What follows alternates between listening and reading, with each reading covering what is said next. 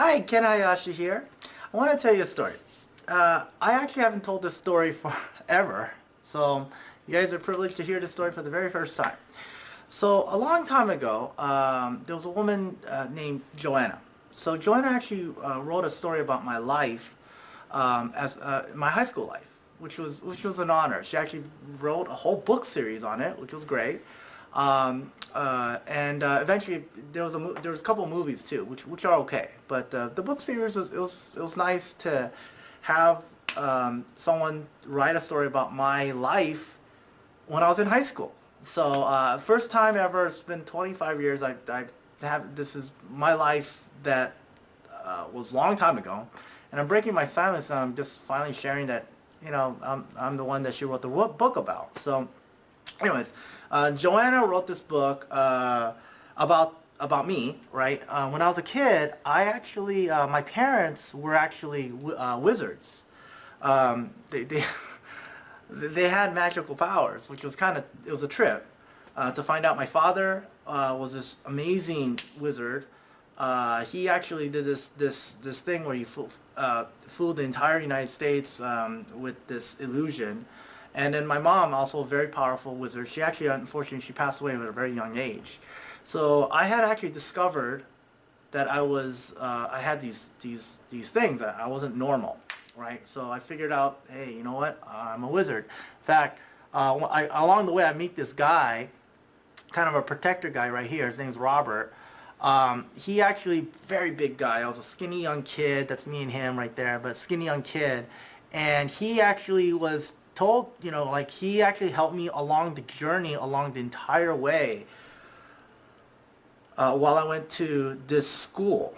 Okay, I found out about this school that is actually, there's only one school in the entire world that's credited, recognized, that is a real school of wizardry and magic.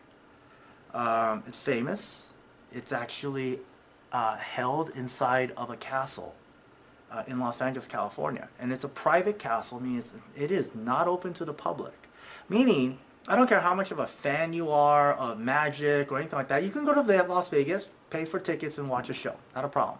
You can go to Universal Studios, pay for tickets and go see something, a show, right?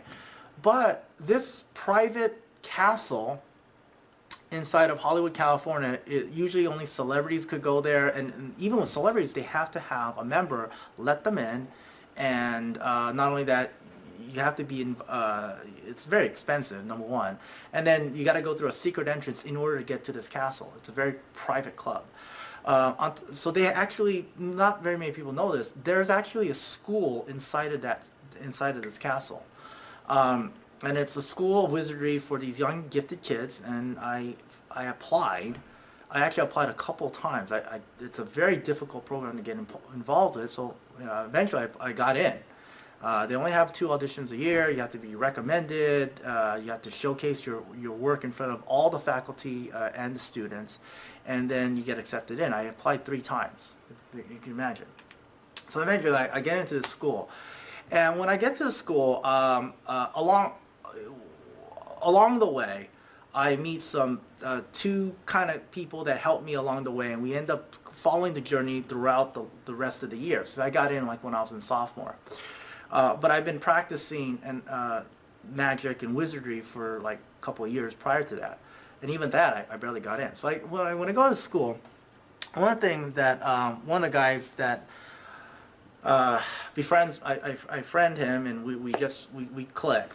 Unfortunately, he was like the butt of all the jokes, which was sad. I mean, he actually applied to the same academy. It's called the Academy of Magical Arts Junior Program. Very difficult program. Look it up on Google. If you are a wizard or a magician, apply. See how difficult it is to get in that school. Okay, they don't take just anybody. So there's only one school in the world. It's world famous. There's a documentary on that school. My buddy here, unfortunately, he applied 6 times. He never got in. But he was along with me along the journey. Very good magician. And the other guy, as I was going through the journey, I'm sorry about that, but the other, that was my friend Solomon. The other guy, person that was helping me along the way as well, was this fantastic magician, a wizard, in fact, with this crazy hair at the time when I met her, and she helped me, and she stayed with me along the entire journey. And if it wasn't with her, me and her together, we wouldn't have been able to accomplish and be able to get to the level that we got to without her. And she was with me along the entire way.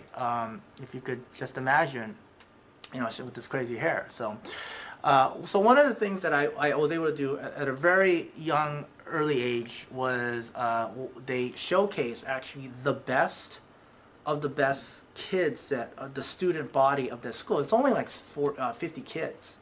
And once a year they'll select the top 8 of them to be able to present their art of magic in front of a live paying audience. Usually celebrities are involved. You know, they obviously paid a lot of money to go to this to the castle to have an evening of dining and drinks and magic for the evening. There's a close-up room, a parlor room, and finally there's a stage, you know, where you perform on stage.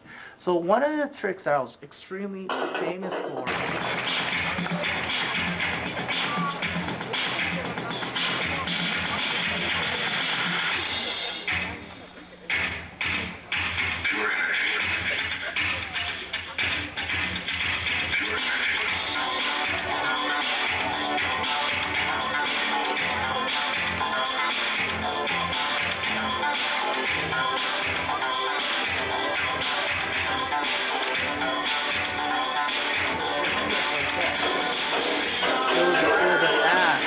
that was well reviewed. I performed this not only at the Magic Castle, but I also performed this throughout at the Comedy Store in Hollywood, and throughout a lot of clubs throughout LA. I was very famous for this. You know, huge audience. Well, audiences of 800. This Magic Castle has an audience of 200 people. So that was an amazing experience to be able to perform that in front of a live audience. You know. You know, that was an experience that I got to do at a very young age. I think I was 16 at the time. And then with the faculty, an amazing faculty, by the way. They taught me the art and just really honed my skills. I'll talk about that on the other videos. A wonderful director, Diane Zimmerman, great wizard. Robert Dorian, and a bunch of other people as well, the headmaster, was teaching me all this stuff and just really honing my skills. Eventually, what happened is the following year, I had performed this along with Denise Winscheffel. Denise, which is, this is the headmaster, by the way, Robert Dorian, phenomenal wizard himself. But I had eventually did this routine with Denise.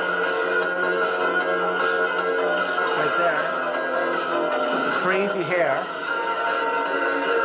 I'm not going to show you the whole thing, but if you watch the other videos, you'll see what I ended up doing was I had performed this famous act by a very powerful wizard magician, Harry Houdini, an escape artist as well.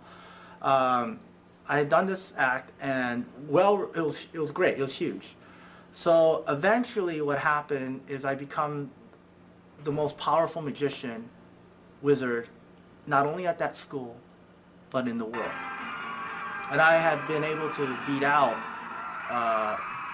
the best of the best, the most famous magicians, wizards out there in the world, including David Copperfield, Siegfried and Roy, Pendragons, Burton.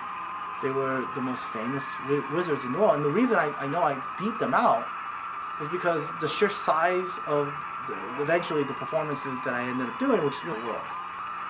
And I had been able to beat out the best of the best, the most famous magicians, wizards out there in the world, including David Copperfield, Siegfried and Roy, Pendragons, Burton.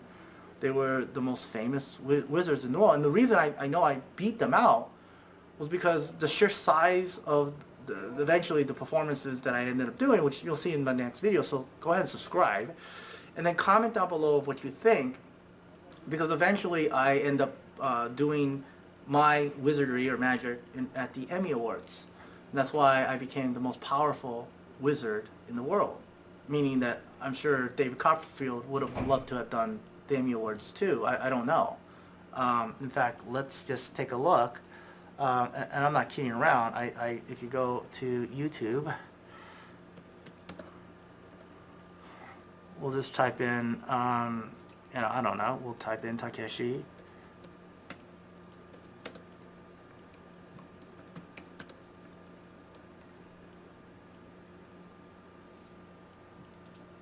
Okay, along with other performances that included performances with illusions that required 180 performers in order to pull off the act, if you think about it.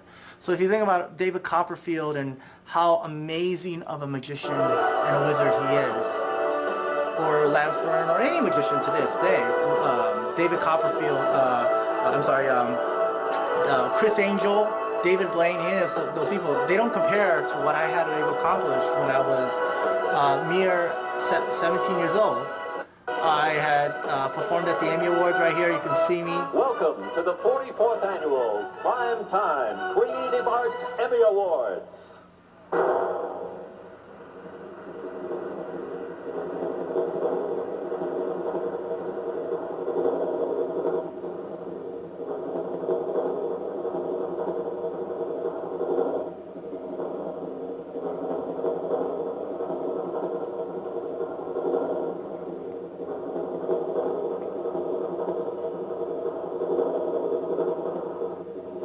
And your host for the evening, ladies and gentlemen, in living colors, Tommy Davidson.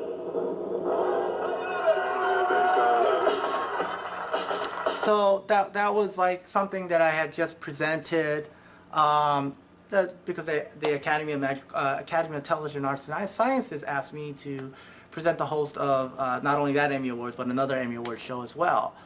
So I was honored that Joanna Rowling, had actually wrote the story about my life.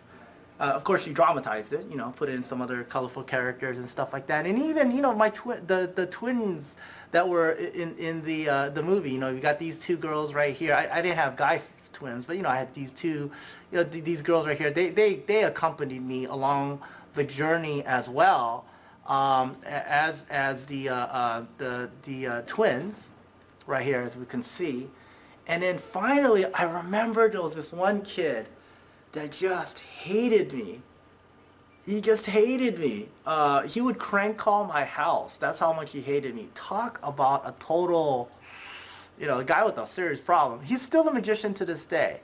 His name's Cyril Takayama, and we would perform at the Magic Castle, and of course, he'd do his beautiful little dove act, and he was a very talented magician for sure. But he would do his dove act and stuff like that, but he totally hated me. And I could understand why. I don't know. I mean, I'm finished the act. I closed the show, and then I'm doing the Emmy Awards. I had performances with 180 performers with an illusion that has not been beaten to this day, of the sheer size. When we're talking about Copperfield, we're talking about David Blaine, Chris Angel, any of them today. And I'll challenge you that I have the sheer size. How many assistants do they have on their performances? 2, 3, 5, maybe 10? Well, I had 180. So just in that itself, or I don't know if you can agree, I became the most powerful wizard in the world. And then, just like the end of the movie, I just moved on to another life. I continued on, and I just lived a normal life. I'm a father for, I stopped talking about it. I just completely stopped doing magic entirely. So I just wanted to just break my silence right now, tell you the story. I'm going to continue to tell you the story. If you want to hear more, go ahead and put your comments down below of what you think. Am I lying? I don't know. Maybe Joanna wrote a story about some other kid in the 1990s that became the most powerful wizard in the world. Finally, I ended up going to a school after I graduated. Actually, I was still attending the Academy of Magical Arts, but afterwards I ended up going to Oxford University for a study abroad program as a transfer student. Excellent program. Got to live with the British family in England and in Oxford, and got to attend Oxford, which happens to be where I think the movie is filmed, isn't it? Something like that. So share the video with any other people that are fans of the movie. You know what I'm talking about. What movie am I talking about? Put that answer down below and share the video. I'll talk to you soon. Bye. All right, thank you very much for watching. If you want to check out any of the videos that I talked about on here, click on the one on the left. That's me performing at the Magic Castle back in 1991. And over to the right is at the LA Sports Arena, featured on ESPN. Remember to subscribe to get more details of the story. Comment if you believe me or not, like or not, whichever the case. Go ahead and click one of those, and then share the video with another serious movie or book fan. Talk to you soon. Bye.